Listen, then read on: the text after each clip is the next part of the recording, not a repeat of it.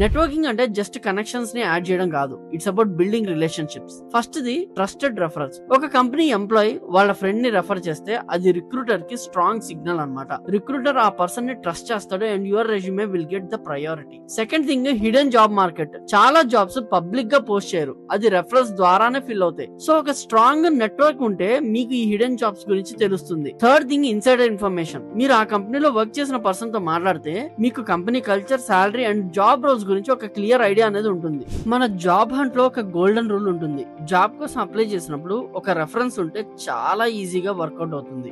మన ఫ్రెండ్ ఆ కంపెనీలో వర్క్ చేస్తున్నాడు, వాడితో మాట్లాడి ఒక రెఫరల్ తీసుకుందాం అని మనం కూడా అనుకుంటూ ఉంటాం. కానీ మీకు ఒక స్ట్రాంగ్ నెట్వర్క్ లేదు అంటే అది ఒక బిగ్ ప్రాబ్లం అయిపోతుంది.